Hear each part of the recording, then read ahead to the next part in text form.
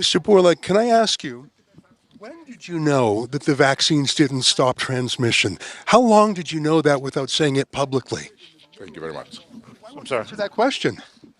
I mean, we now know that the vaccines didn't stop transmission, but why did you keep it secret? You said it was 100% effective, then 90%, then 80%, then 70%. But we now know that the vaccines do not stop transmission. Why did you keep that secret? Have a nice day. I won't have a nice day until I know the answer. Why did you keep it a secret that your vaccine did not stop transmission? Is it time to apologise to the world, sir? To give refunds back to the countries that poured all their money into your vaccine that doesn't work, your ineffective vaccine? Are you not ashamed of what you've done in the last couple of years? Do you have any apologies to the public, sir? Are you proud of it? You've made millions on the backs of people's entire livelihoods. How does that feel to walk the streets as a millionaire on the backs of the regular person at home in Australia, in England, in Canada? What do you think about on your yacht, sir? What do you think about on your private jet? Are you worried about product liability? Are you worried about myocarditis? What about the sudden deaths? What do you have to say about young men dropping dead of heart attacks every day? Why won't you answer these basic questions? No apologies, sir? Do you think you should be charged criminally for some of the criminal behaviour you've obviously been a part of? How much money have you personally made off the vaccine? How many boosters do you think it'll take for you to be happy enough with your earnings? Nothing? Who did you meet with here in secret? Will you disclose who you met with? Who did you pay commissions to?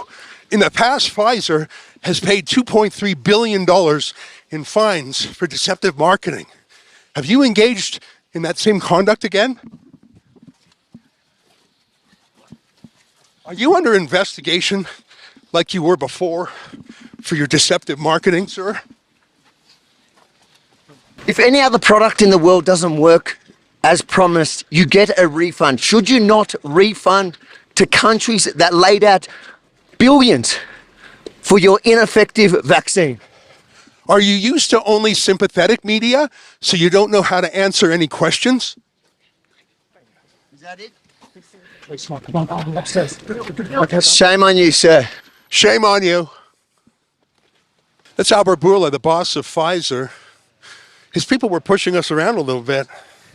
Mate, he's pretty fit. I don't reckon he's had one jab. I'm huffing and puffing a bit. At least I didn't have any myocarditis. I dare say he's shocked that in his safe space at the WEF here in Davos that he was challenged in a way that he's never to date been challenged. Well, that's the thing. We're not accredited media here. We're on the outside of the perimeter. So he's only used to the softballs from CNN and MSNBC and people like that. I asked him a real question about product liability. No answer.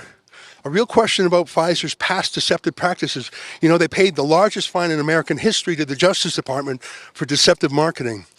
I don't know if that's underway right now. I don't know if they're being investigated, but I think they should be. When did he know that the vaccine didn't actually stop transmission? I wanted to find out because surely he knew before we knew.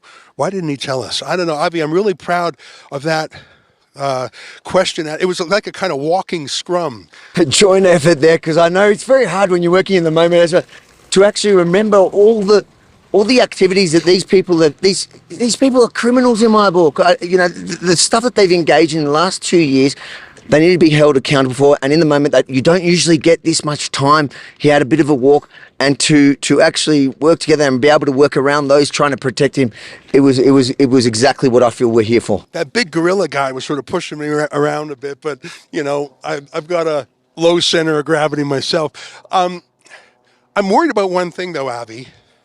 Pfizer is connected to big media in an enormous way.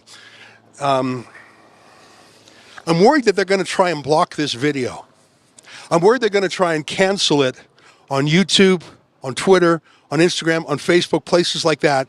So I want to look straight at the camera and say, folks, if you cannot find this video out there, go to wefreports.com. That's a special website we've set up for the World Economic Forum, wefreports.com. And if you feel moved by our coverage, please consider chipping in because we're 100% crowdfunded. Obviously, we get no ad money. We've been completely demonetized. But if you like that kind of accountability journalism, Avi Yamini from Australia, I'm Ezra Levant from Canada. We got a great team from around the world. Please go to wefreports.com. Last word to you, Avi. And no matter where they cancel this video, we will update and have a current version there at wefreports.com. And there you can share all the content from all the guys on the ground here doing outstanding work. And if you agree that it is as important and as outstanding as I think it is, then please chip in a couple of dollars to help pay the cost to do this. Yeah, well, that was a great moment. We'll have plenty more. Congrats, my friend. All right, Ezra Levant and Avi Yamini for Rebel News.